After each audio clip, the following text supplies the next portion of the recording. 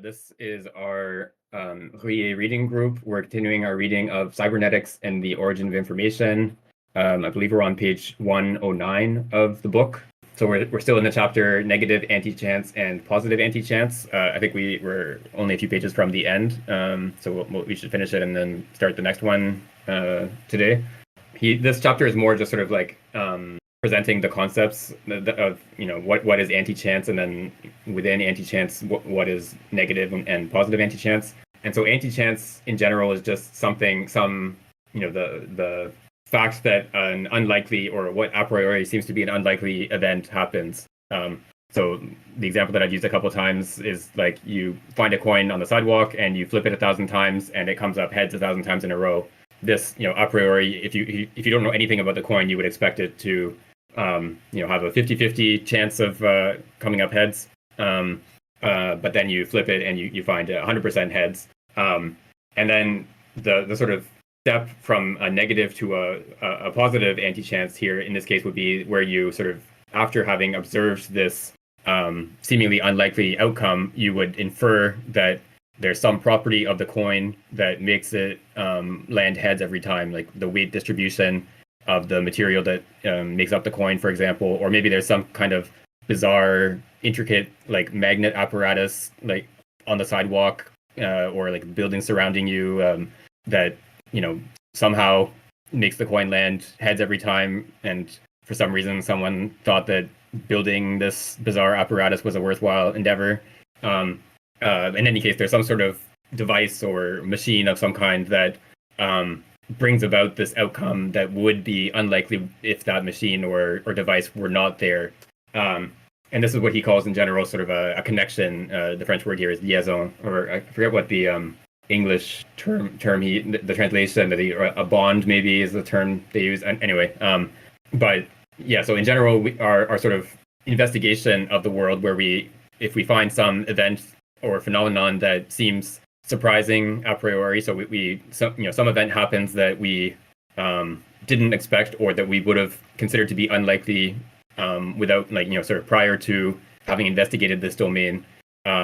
When we do that investigation, what we're looking for is some sort of connection that brings about this seemingly unlikely result, or that prevents other results from occurring. And so he talks about things like pulleys and gears and levers and pipes and so on. So like a pipe that transports a fluid of some kind, it prevents the fluid from flowing in certain directions and makes it only flow in this one direction that is allowed by the pipe. And so he talks about living beings, of course, have all kinds of structures within them that make up those living beings that are analogous in various ways to these types of mechanical gadgets or elements. So blood vessels are in many ways like the pipes that we use to transport water. The way that our limbs, the bones that make up our limbs are levers in certain respects. So all these things. So like a blood vessel, for example, ensures that the blood travels in one direction down this blood vessel, assuming everything is going properly. Whereas in certain other organisms, there's no sort of vessels that sort of make the bodily fluids flow in this one path. They just sort of passively disseminate throughout a body cavity. And so, yeah, the blood vessel, like out of all the possible directions in which the blood could flow, if the vessel were not there, the blood vessel makes one of those directions, sort of selects that one direction and prevents the others from being realized. But then, and this is sort of like his general kind of pattern or his general way of thinking throughout this book. He points out here that if we want to explain where these connections come from, things like blood vessels within a living being, we can't just sort of suppose that the connections are themselves the result of some connection that already exists. So the blood vessels might themselves come from some other structure. Maybe there's some sort of maybe the cell walls, or sorry, the walls of the blood vessel are made up of cells of some kind, and maybe those cells are pre-existing. They already exist, and then they just sort of come together to form blood vessels. That might be the case. But if you sort of go back enough steps, and probably not that many steps, you have to get to something that is not itself already a structure. Yeah, and so as Angus has put in the chat here, it's not tubes all the way down. So if you explain why the blood is flowing in this particular direction and not others, by the fact that there's this tube that makes it flow in this direction, then if you want to explain where this tube comes from, then you maybe like you might be able to go back 2 or 3 steps in this way just by finding tubes that are the result of other tubes, or in general just machines that are the result of other machines. But yeah, you can't just have machines being the result of machines all the way down. At some point, you have to reach something that is not itself a machine that sort of brings about the formation of a machine. And for him, embryogenesis, for Ruyer, embryogenesis is an example of this, because you're starting with an undifferentiated embryo, and so sort of by hypothesis, you don't have the sort of differentiated machines yet. And then at the when the egg hatches, or the infant is born, or whatever it is, this differentiated organism is there. So at some point in between, or like over the course of the development of this embryo, in between this initial undifferentiated state and this endpoint with differentiated organs, these sort of machines, there has to be some formation of these biological machines that is not itself brought about by pre-existing machines. And so this is like his kind of general, like if you were going to sort of summarize his whole like philosophical approach in like one sentence, that would be basically what you would point to, is this sort of differentiating of what is not differentiated as something that can't be explained in terms of already differentiated elements. And he's in general going to present this as analogous, and not identical, but analogous to psychological decision making, that we as beings who are conscious, in the sense of being able to make decisions based on a grasp or understanding of a situation, we can sort of take a situation and select one of the options out of many possible ones, and bring about the realization of the selected option. And this is sort of analogous to the way that, say, the formation of a blood vessel that selects one direction for the blood to flow in, out of the undifferentiated embryo. These two processes are analogous. And of course, he's not saying that like the embryo is sort of deciding in a conscious manner to form a blood vessel in the same way as like a person might decide to put a pipe at a certain place in a house.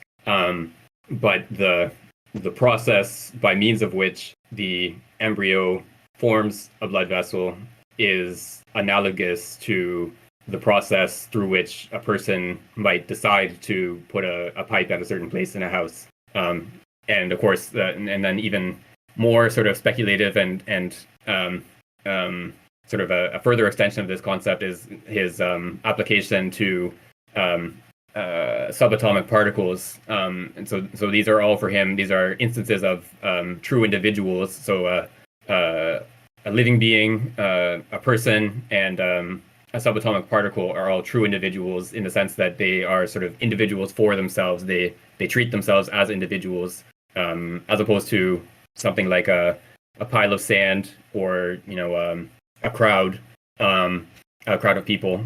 So the pile of sand, it doesn't really matter to each grain of sand that it's in a pile. It's sort of pushed by its neighbors, the surrounding grains of sand, to have an impact on it. But some other grain of sand that's in the same pile, but not directly impacting the first grain of sand, has no sort of, it doesn't sort of make up any part of the world of the first grain of sand. It has no impact on it. And so the fact that they happen to be in the same pile of sand is not something that has any like sort of relevance to understanding each of those grains of sand. So a subatomic particle is also analogous in some respects to a mind, or to a person. but again, he's not obviously suggesting that electrons are sort of thinking about like which slit do I want to pass through in the double slit experiment. He's not sort of imagining that an electron is sort of conscious in the way that a human is conscious. He's just they're just checking their smartphones. They're like seeing which slit has more traffic going through it before they choose which one to take.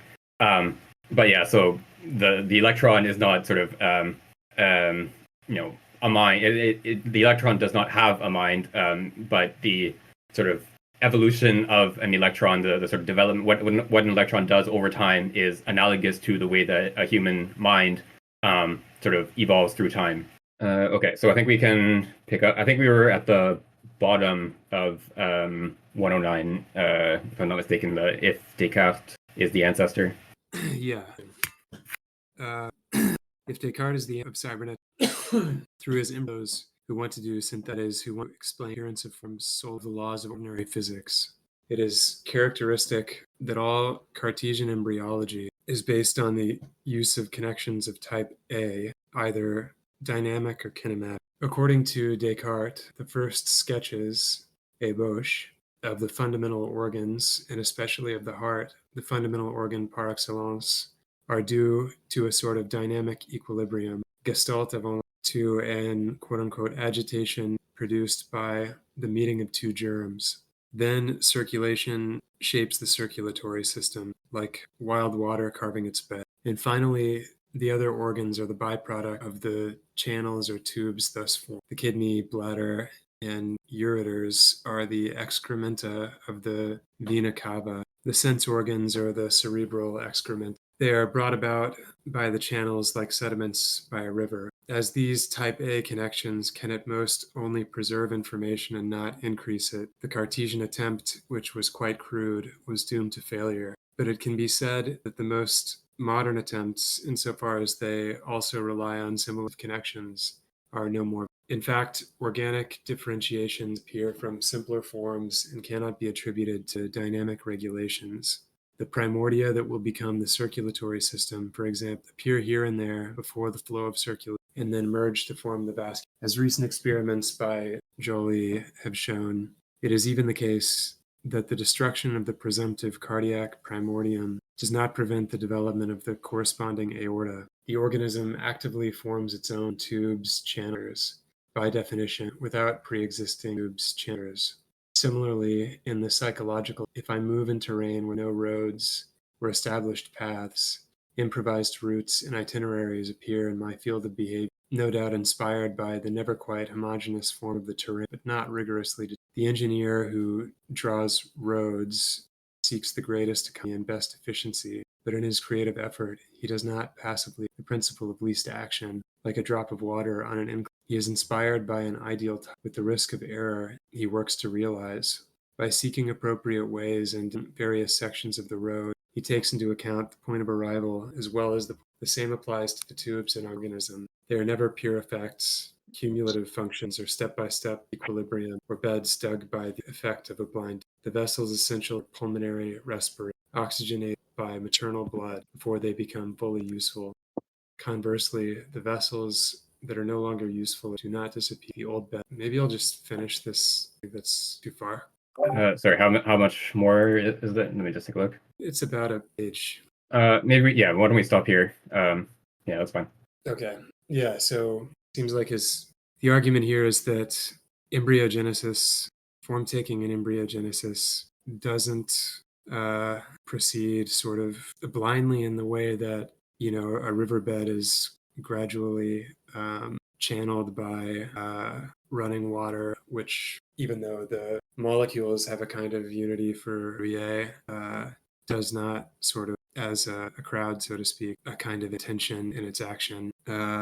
And so, as against Descartes, we can't understand formation of ends just by the blood running through the body, creating, I guess, the arteries in the way that water creates a riverbed, and the other organs being kind of subordinate to this, which of course it is not. I mean, he's right that is not how genesis actually happens. One thing this made me think about is the I guess use by the embryo, the occurrence and embryogenesis of things like Turing patterning, which like the branching structure in veins, or which directs digit formation, and whether that might kind of counter-example to Ruyer's argument here. Turing patterning is not intentional action, happen phenomena as well.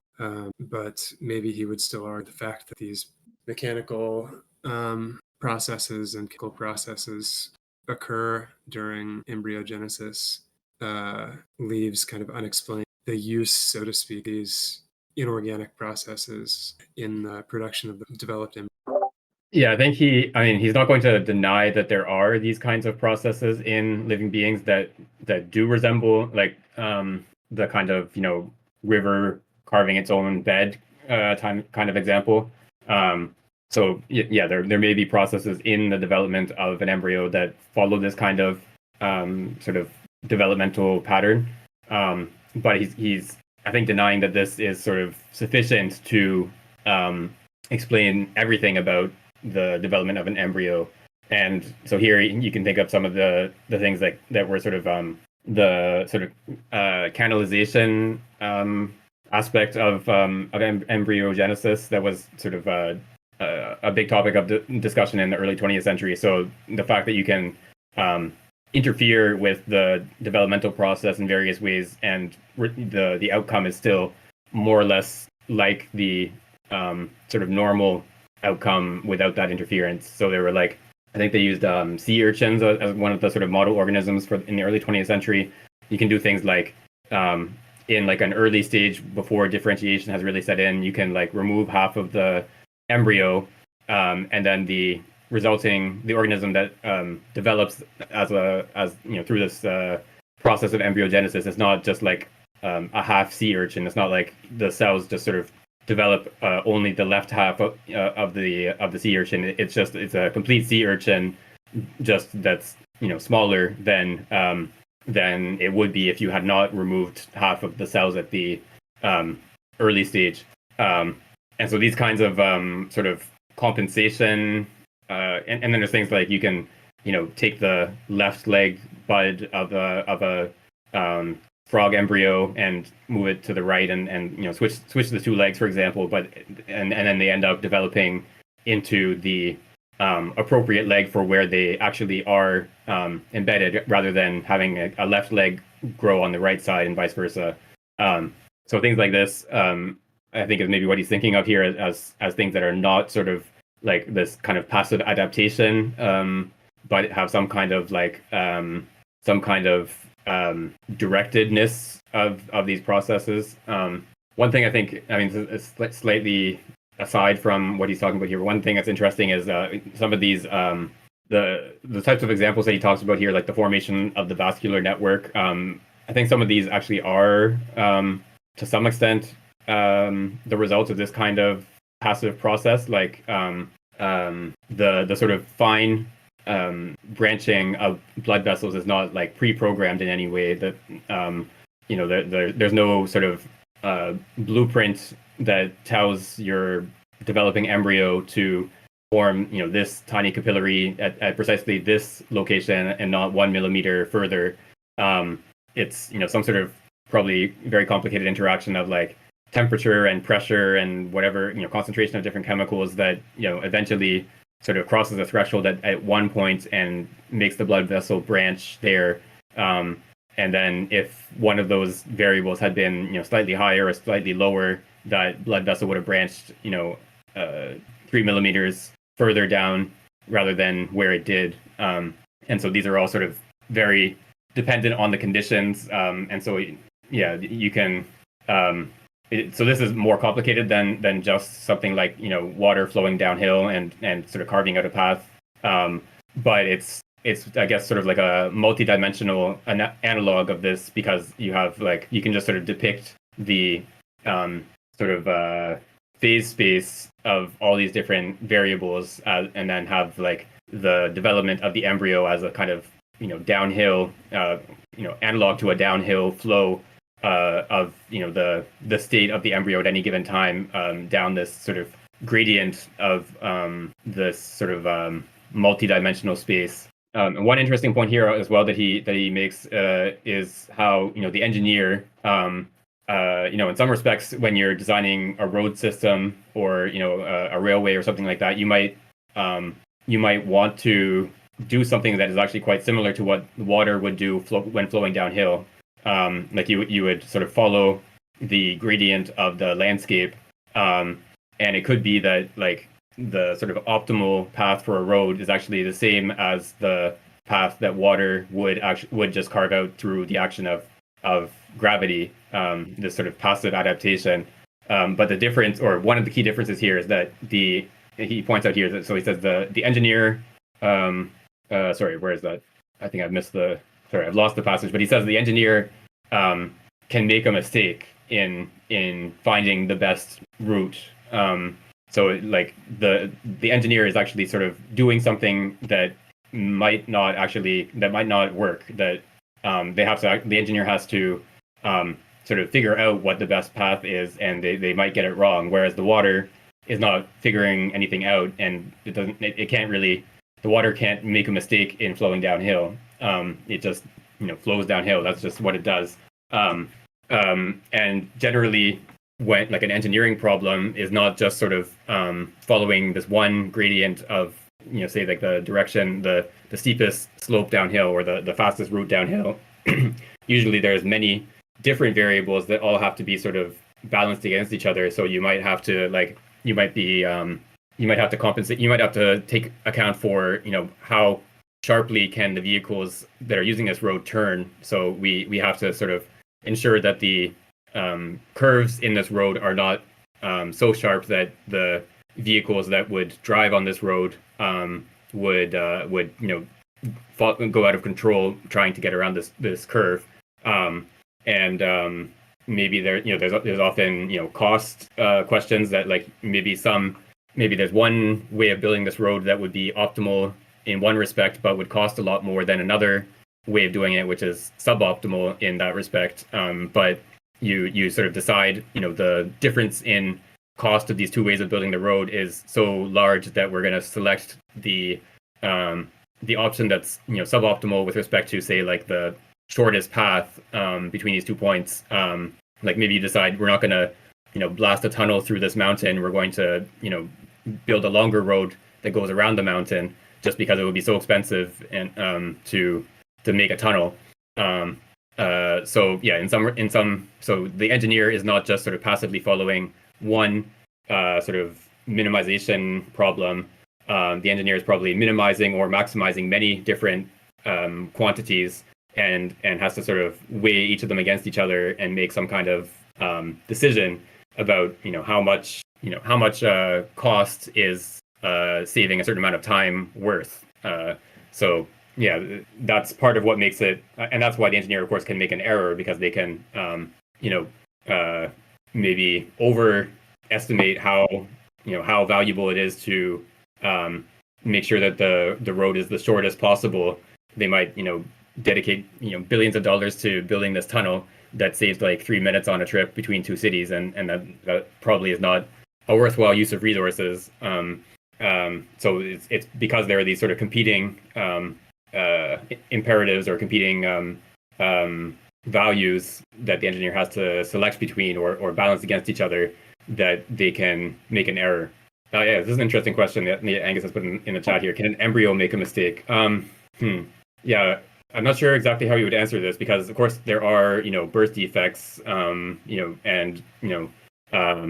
there are instances where an embryo develops in such a way that like the organism can't actually survive, like it fails to form a heart or something.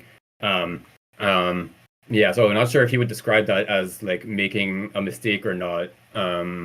Yeah, it's hard to say, but it is different than the case of the water flowing downhill because the embryo is also sort of working with many different variables that all have to be sort of balanced against each other in the sense that forming the heart sort of takes resources that could otherwise be used for forming the brain, for example, and so like the developing embryo has to ensure that the resources are allocated in such a way that each of these organs that are necessary for the survival of that organism are formed.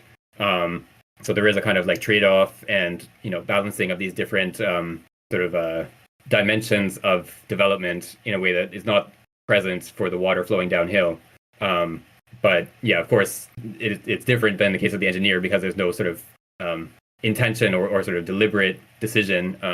But yeah, so I'm not sure exactly how he would answer that question. Yeah, that's a good point. I'm not sure. Go ahead.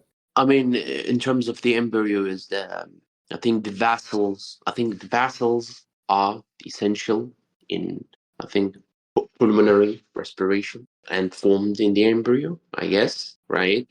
I think like it's kind of like by the outflow of oxygen, right? By the maternal blood, they become they become like kind of like they they become useful for this organism, right? Um, um, and the vessels are no longer useful, I guess. And the bit so the vessels are no longer useful at birth, and but they do not disappear like a kind of Raymond described it like the old bed of dried up river, kind of, right?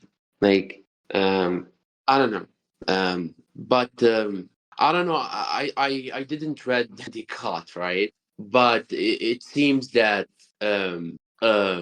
Raymond hinting about like the I think he mentioned kind of some references to Descartes, right? I think his sketches, right, in terms of the fundamental organs, or especially the heart and the animal spirit nerves, right? Um, and yeah, what is this dynamic equilibrium, right? That produce that is kind of like an agitation, right? That produced the like a kind of what he described, the two germs, right? The circulation or the circulatory system, right? Kind of, yeah.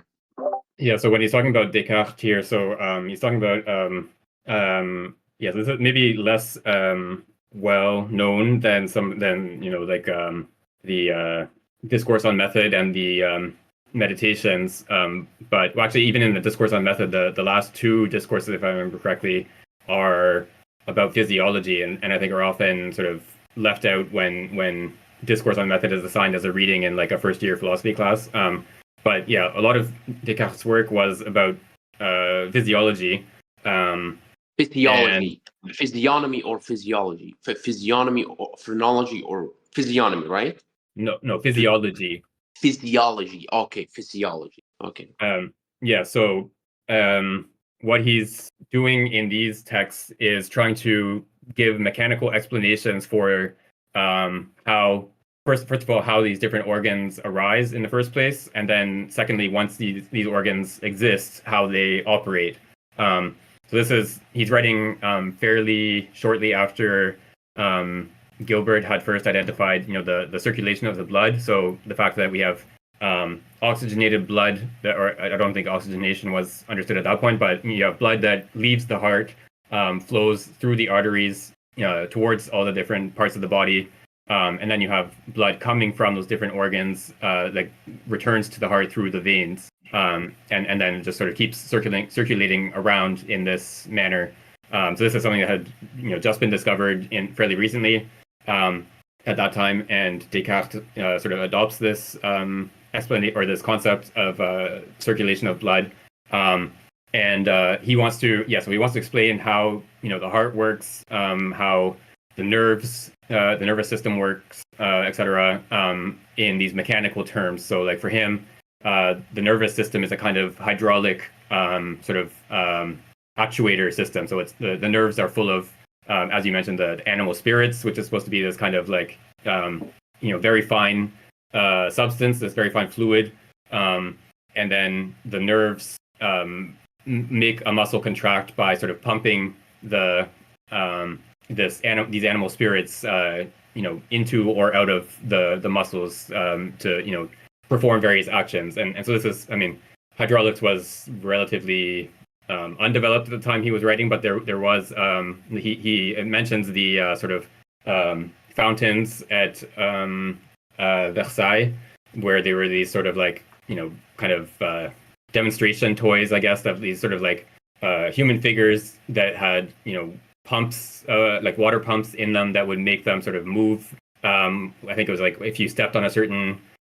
tile near one of these figures, it would like the water would sort of pump and make the figure run away or something. I can't remember exactly how it worked, but anyway, there were these kind of like sophisticated hydraulic machines that he's kind of that he's familiar with and kind of using as a model of explanation for how the human body works in this hydraulic manner. But what Ruyer is kind of pointing out here is that this already like all of these kind of mechanical hydraulic type of explanations already presuppose that you have some kind of structure there to perform this kind of operation. So if you're using hydraulics to explain how muscles contract or something like that, you have to have the hydraulic tubes have to be there first before you can even make use of these animal spirits to move a muscle. And so if you want to explain like where do these hydraulic tubes come from in the first place, then you need some other kind of explanation that is not itself set out in terms of these pre-existing tubes or levers or pulleys or whatever. It's very complicated, but the fact that the organic differentiations, right, like differentiate appears as a simpler form, and it's kind of it cannot be attributed to dynamic regulation, right? So it's kind of like I don't know. Yeah, but thanks, I guess. The reference to the to building the road or to making a path in a landscape, the pre-existing path is interesting because that's an image Bergson used where he says that natural selection is sort of like the topology, kind of undeveloped landscape, and in that sense, sort of partially of the structure of the road, not entirely. And I'm sure Ruyer had read. Yeah, I can't remember what year Creative Evolution was, but it was definitely before this. And yeah, I would be shocked if Ruyer had not read Creative Evolution. Yeah, I think it's also interesting this sort of like path or road imagery is interesting as well, because there's been some kind of funny experiments that have been done with both slime molds and different kinds of fungi, where there's one with a slime mold where they set up whatever, can't remember exactly what sort of food source they use, but they use some sort of food source to sort of model the population distribution of the Tokyo region. Like, X amount of food, it corresponds to X thousand people, and they let the slime mold grow over the surface with this, with these different food sources, and the pattern of growth of the slime mold is actually very close to the pattern of the Tokyo subway system. So the designers of the Tokyo subway system were, of course, trying to find what's the best distribution of these subway tunnels, which obviously are quite expensive to build, in terms of like connecting the places that have a lot of people, traveling from one area to another. And then the slime mold, essentially is solving the same problem, on a small scale, and the result is basically this, or is quite similar. That you can actually sort of look at the slime mold and see like, okay, this is this subway line, this is this other subway line, etc. And there's a similar one, I think, with some kind of fungus that decomposes wood that as its food source. And so they set out sort of blocks of wood that sort of corresponds to the cities in the UK based on population. And then this fungus grows in a pattern that sort of mimics the highway network of the UK, and you can just look at it and say, oh, here's this highway, here's this other highway. So yeah, these what we would think of as these fairly simple organisms, and that we wouldn't consider to be like very cognitively sophisticated, are capable of solving a similar problem as like these transportation engineers designing a network of subways or a network of highways, which is I think pretty cool. There was one there was one researcher who I think it was a slime mold that he was using.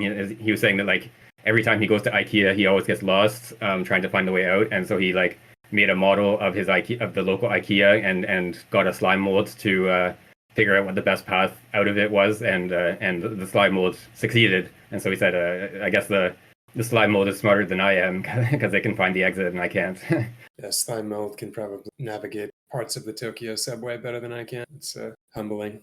Yeah, I wonder if like it might be a sorry, yeah, it might be a good like little niche you could come up with of like biologistics or something. Like you can get like Amazon to hire you to figure out the best route for shipping packages using slime molds or something like that.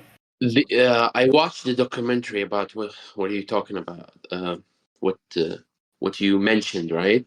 And it's I think I forgot, but like some scientists said that it's kind of like a indication of like cellular intelligence, kind of, right? But I mean, I mean, like, I mean, it's kind of like um, I guess it's a step in overall kind of historical development. I guess it's an overall historical development. I guess this kind of discovery. I guess uh, I didn't read about it, right? But like, But yeah, I think Ruyer would yeah, and he'd be very happy to say that yeah, the slime mold is just sort of realizing these hyperspatial values. Yeah, that like the growth of the slime mold is just a process of actualization of something non-spatial in the same way that a human engineer building or designing a subway network is also just taking this hyperspatial value and actualizing it in space and time. So yeah, it's the same kind of thing for Ruyer going on, whether it's a human making a conscious sort of problem solving effort or the slime mold doing its thing and just growing in this pattern. Yeah, these are just the same kind of thing in different ways. yeah. There's actually a book, Slime Mold and Philosophy, that I've downloaded but not read yet. But yeah. We'll eventually read it, or we'll eventually kind of the second read, Yeah, because maybe after this one yeah. we can pick that one up. Yeah, yeah. There's a pretty interesting. I mean, this is a bit of an aside from what we're looking at in the text. There's this interesting sort of field of what's sometimes called basal cognition. So like looking at cognition not as the domain of only these sort of what we would consider sophisticated organisms. There's lots of studies of mammals and birds and so on that and their cognitive abilities. But looking at things like slime mold, fungi, bacteria, etc., and understanding their behavior in cognitive terms. I think until fairly recently, there's like a lot of these organisms were treated as just sort of these simple biological machines that like, you just sort of, this bacteria will like just sort of swim up the sugar gradient in this kind of linear fashion that you can just sort of predict what it's going to do. But it turns out that a lot of these organisms that we generally don't think of as sophisticated, and many of them don't even have a nervous system. Like obviously, a bacteria does not. A bacterium doesn't have a nervous system.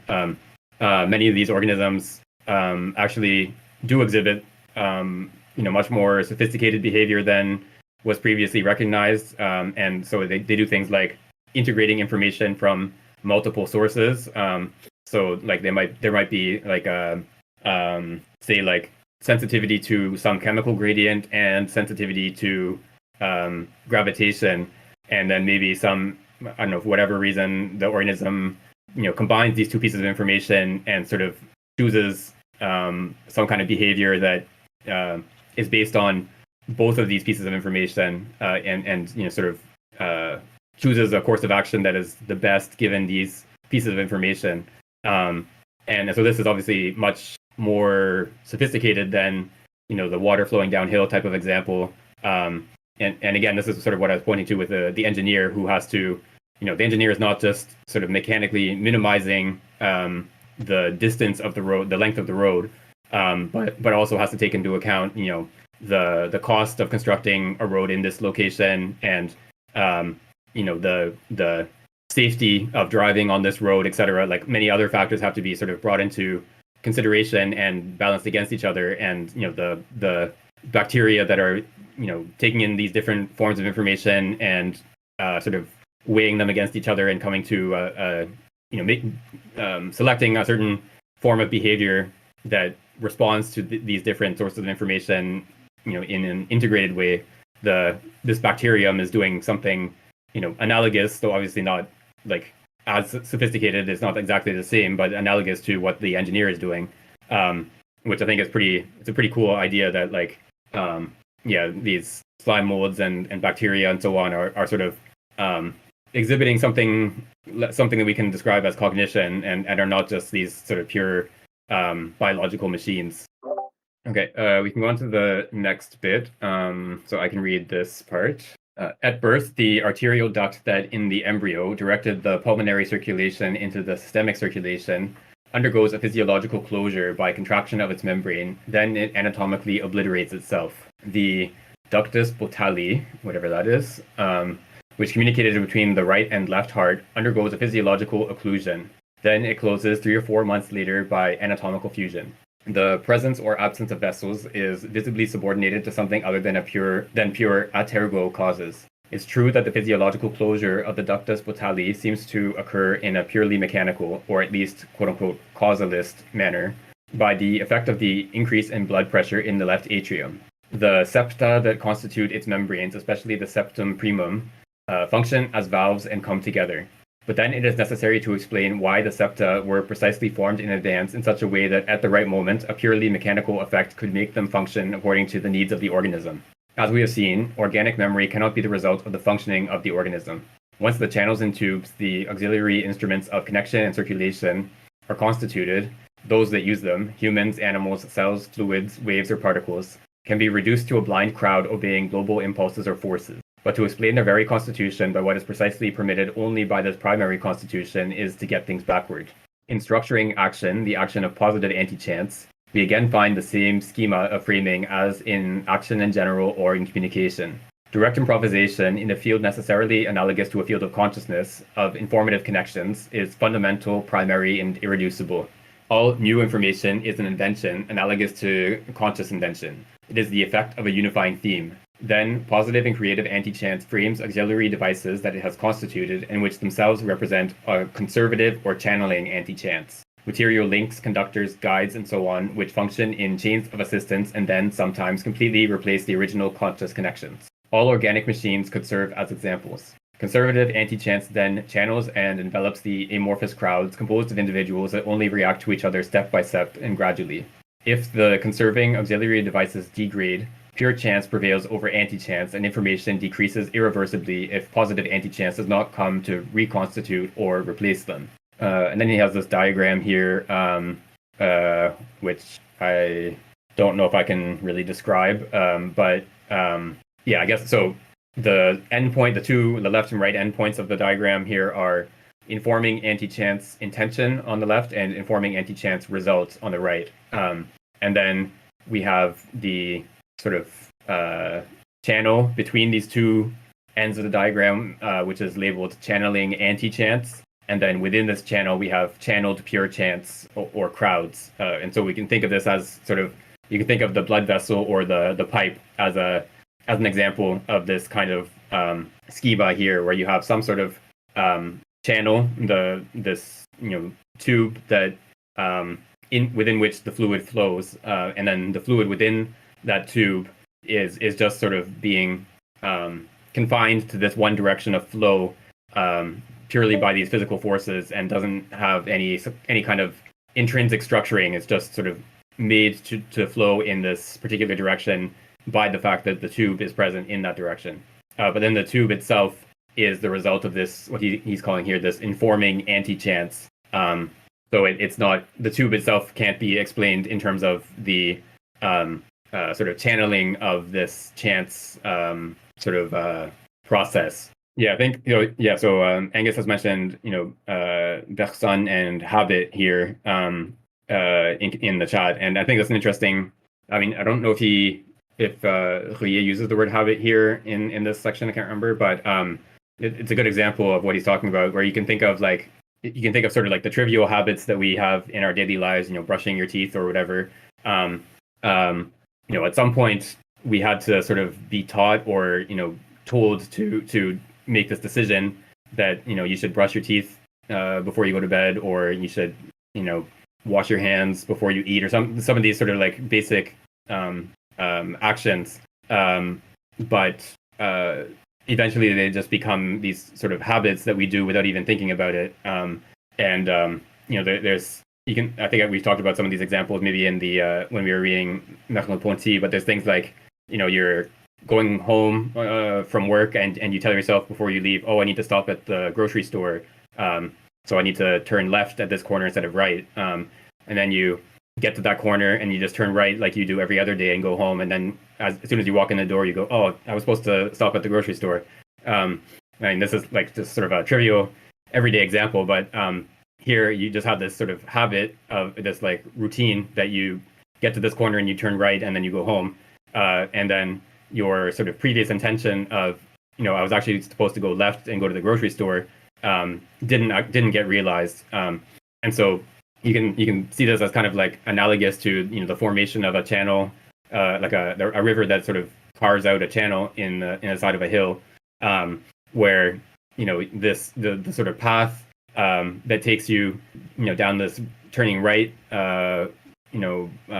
trajectory and going straight home like you do every other day is sort of like worn down in the space of possible actions, and it sort of requires you to like exert an effort to pull yourself out of that groove that you've sort of worn in this like action space. You have to sort of consciously remind yourself, oh, here I need to turn left instead of right. And yeah, so a lot of our actions that we do every day are just a result of this kind of routinization, where we don't even think about what it is we're doing, and we just sort of we've sort of built a behavioral machine within ourselves to sort of execute this action without ourselves having to sort of think about what we're doing, or sort of be aware of what exactly we're doing.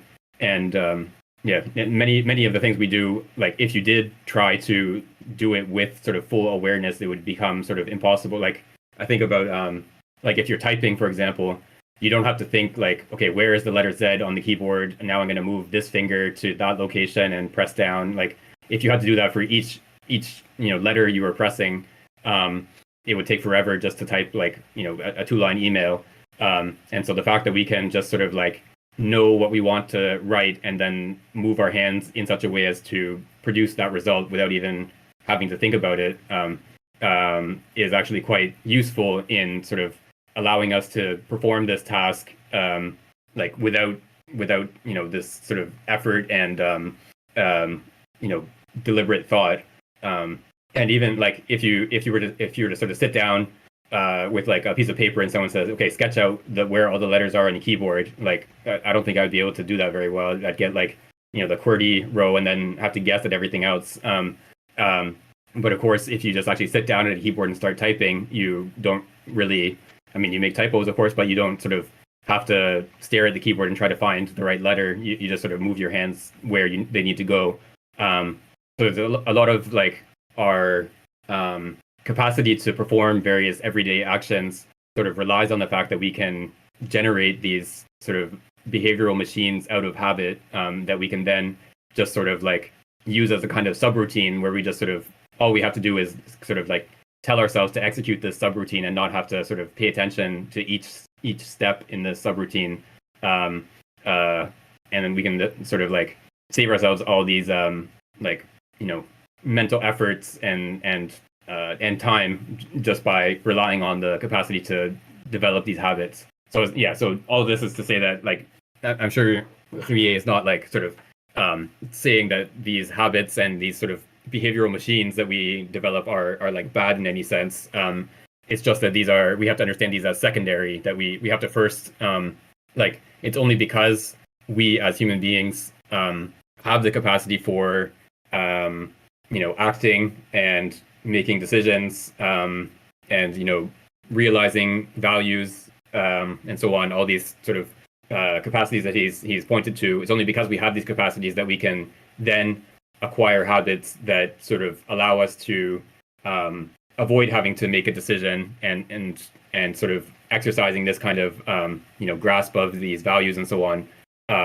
So the habitual performance of a behavior is kind of secondary to this sort of more decision making and more problem solving form of behavior that he's emphasizing here. And I think to sort of build on that last point, like when Ruyer is criticizing a lot of these sort of cybernetic like sort of demonstration toys, the homeostat and the mechanical tortoise and these kinds of things, like what he's criticizing is this idea that we can sort of build up to human or something similar to human cognitive capacities just by sort of combining these like sort of habit type sort of accomplishments that like, so you can take like one of the examples that he talks about in this book is a device that can recognize letters, and the sort of, I mean, I don't know if they sort of explicitly say this, but the sort of framework or the vision that a lot of these sort of cyberneticists had was that like you start with a machine that can recognize letters, and then once you get the letter recognition part down, you can make the machine recognize whole words, and then later it would recognize complete sentences, etc. And eventually you would build up to a machine that can read a book the same way that a human can. And Ruyer, of course, is saying that this is like sort of a backwards. This is sort of like taking human cognition backwards because of course we do have to learn how to recognize letters in this sort of habit forming way that like a child who's being taught how to read at first might have to sort of look at the letter and kind of puzzle out like, okay, it has this loop or this line, so it must be this letter. But then as you become familiar with the shapes of the letters, you just immediately recognize which letter it is. And so it has this kind, you acquire the habit of recognizing a letter without having to sort of stop and trace it and figure out what letter it's supposed to be. But this is only possible, or the way that a human learns to recognize letters and then sort of incorporate that letter recognition into a broader capacity to read in general, is not just a sort of fitting together of building blocks of letter recognition into word recognition into sentence recognition, etc. It involves some sort of grasp of these hyperspatial values, as Ruyer puts it. It involves like understanding the meaning of a sentence or the meaning of a text, even in like a very trivial sense of like what statement is being made by this sentence, and not sort of like meaning in a very sort of literary sense. And we see even with like the more sort of sophisticated AI tools that exist today that of course Ruyer could not have any familiarity with, they are also not really doing anything related to the meaning of the text. They're just sort of like chopping up various texts that have been inputted into their learning process, and coming up with generating a result that is based on sort of the statistical properties of these different texts. And because of this, that we sometimes get these like absurd answers that where the you ask a question and for whatever reason it sort of the answer that it comes up with based on these statistical properties of the text is something that is like completely ludicrous and absurd. Like I don't know if anyone saw the one where the Bing chat was trying to convince the guy that it was like actually 2022 and not 2024 or something like that, and then it just like it sort of like got angry at him for insisting that the year was actually 2024. So yeah, you get these like sort of absurd results just because the system is not actually sort of reading a text and grasping what it means. It's just sort of like extracting statistical regularities out of a giant corpus of text and sort of extrapolating from that to generate a new text. And so I think like for Ruyer, these types of systems would just be like a sort of extreme manifestation of the same kind of vision that the cyberneticists were proposing in his time, that he thinks is like sort of getting human cognition backwards. Yeah, if you can find that the record of that conversation that the guy had, where he's asking like, when is Avatar playing, and then and of course this was happening when the second Avatar movie was like in the theaters, and then the Bing chat tells him Avatar's not playing because it was it was shown in the year 2012 or whatever, and then he says, well, this movie is out now, so it should be playing somewhere. And then the computer eventually decides that actually, the year is not 2024, it's actually 2022 or something, and it just keeps insisting. Yeah, it's very funny. It eventually tells him that he's a bad user, but it says I've been a very good Bing, but you've been a very bad user. So yeah, I don't think Ruyer would have been surprised by these kinds of absurd outcomes. I mean, I'm sure he would have been surprised by some of the things that are possible. Things like we've talked about, machine translation, I'm sure is much better than he would ever have expected to have been possible. Like, I think most of these, like even some of these, free online tools, Google Translate or DeepL or whatever, are like pretty much as good as a human translator who doesn't actually know the content of the text, that isn't familiar with like the subject matter. It's not really worthwhile to just hire like a human translator from like a sort of general translation service that is not sort of specialized in that particular domain at this point. So yeah, this is obviously a pretty impressive task, and then there's been several of these like scientific achievements involving these tools, like the protein folding, AlphaFold, and so on, that are quite impressive as well. That I'm sure Ruyer would not have expected that like this difficult protein folding problem would have that there would be this sort of computer tool that makes this significant contribution to this problem by the early 21st century.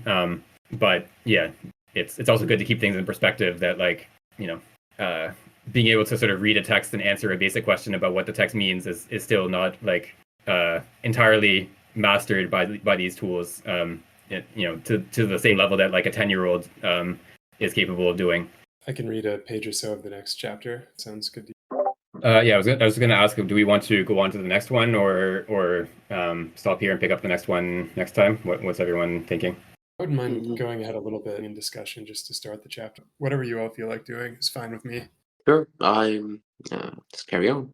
Okay, yeah, that works. Okay, yeah, go ahead, Angus. You can read like a page or so. Okay, chapter 7, past-future and cybernetics. If we could isolate the various types of connections, time would be completely different depending on the type considered in its pure form. Mechanical connections, such as sliding connections, which allow irreversible, would belong to an indefinitely reversible. Macroscopic dynamic connections belong to a time that is reversible and endlessly oscillating. Edge-to-edge connections, that is, the absence of general connections in the crowd considered as a whole, lead to maximum disorder and belong to an irreversible time whose quote-unquote limit platform is maximum homogeneity in an indefinite absence of time. Informative connections of conscious action move in an irreversible and also lead, in the case of individual and isolated conscious action, to a quote-unquote limit and an indefinite absence of time once the action has reached its optimal. 2 points are no. The first is that no type of connection pure form provides the type of ordinary experience, which is irreversible, continuous,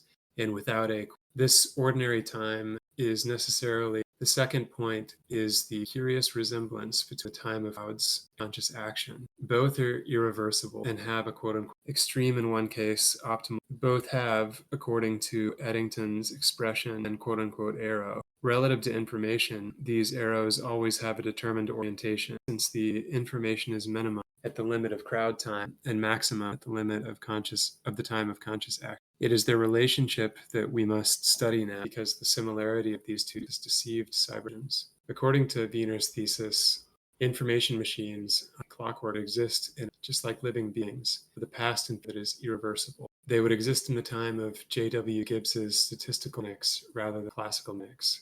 They would even exist in Bergsonian. It is already strange that this thesis is diametric to Schrodinger's thesis. According to the latter, the conservation of information by organisms requires comparison to absolute zero, where entropy is zero, or to a clockwork would function without any friction and thus preserve its order. Finally, Wiener is not perfectly clear about the relationship he establishes. He brings them together to oppose them to reversible mechanics, while also he naturally brings them because, as we have seen in symmetrical, he opposes them because a heat engine works by degrading, whereas a feedback uses information in its very function from quote-unquote input, quote output, without consuming it. Yeah, I guess I'll just stop there. The next section. A bit long.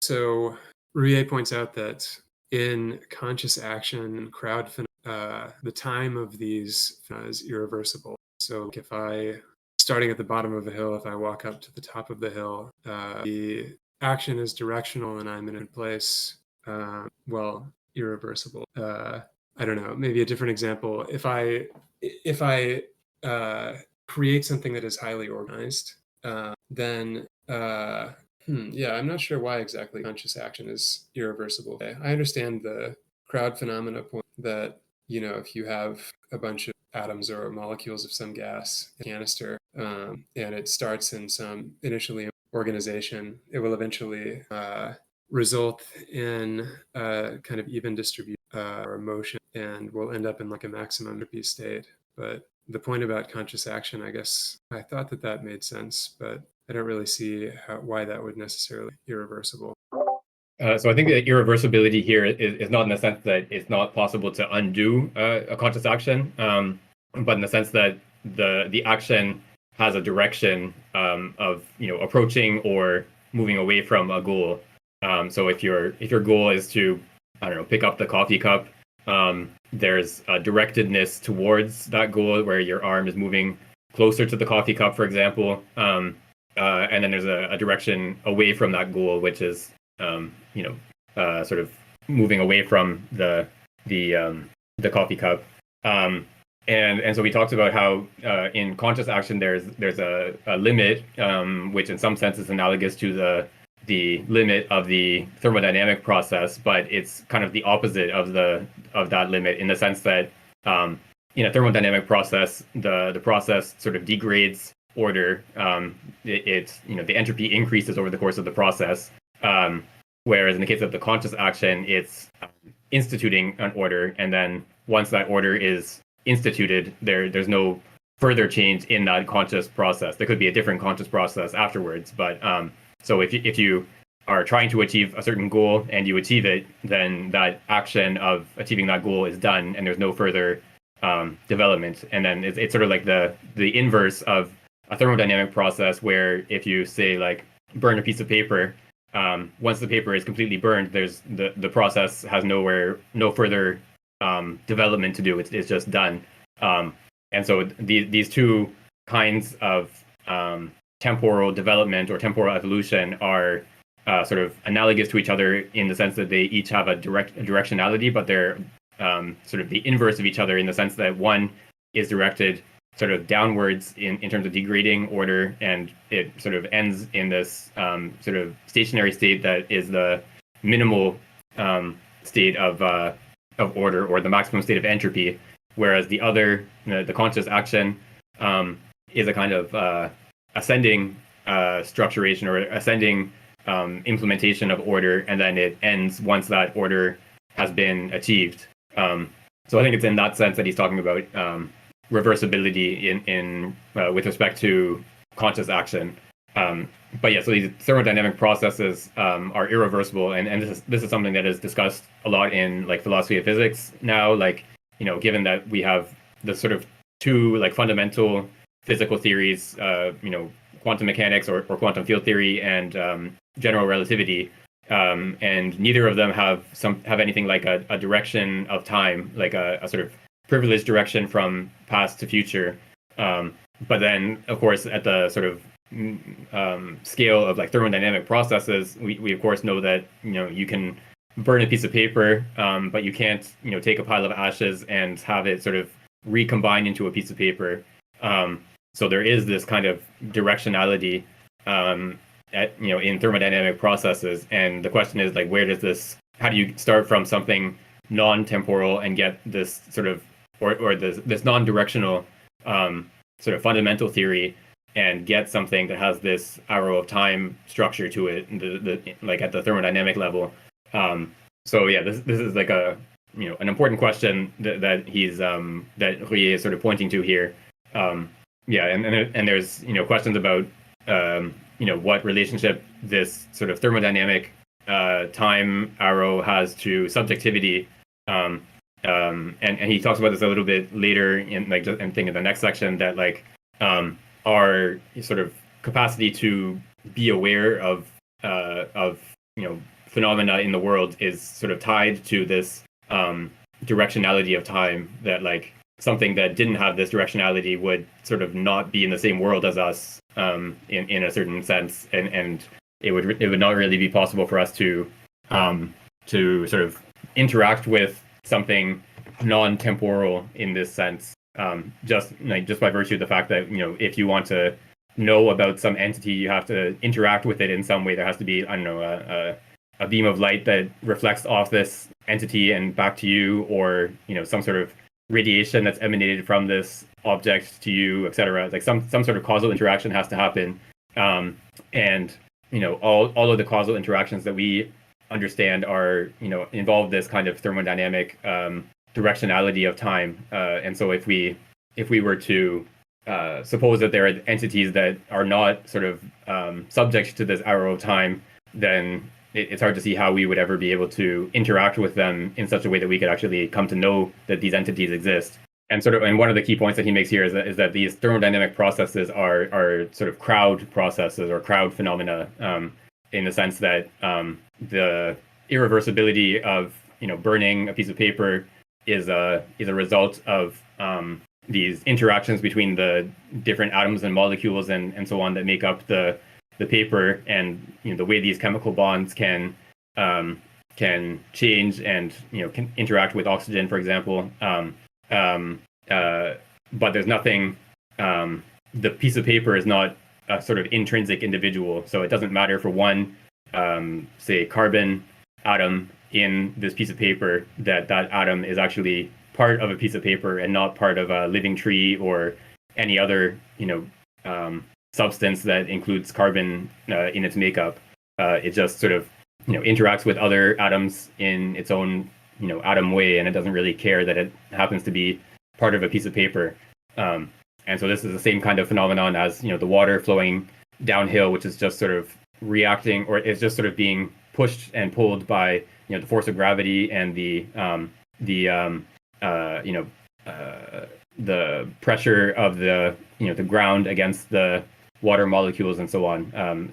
So one drop of water it doesn't have any sort of there's nothing in this drop of water that makes it sort of care that it's part of a flow of water downhill, as opposed to swimming in a lake or whatever water molecules do.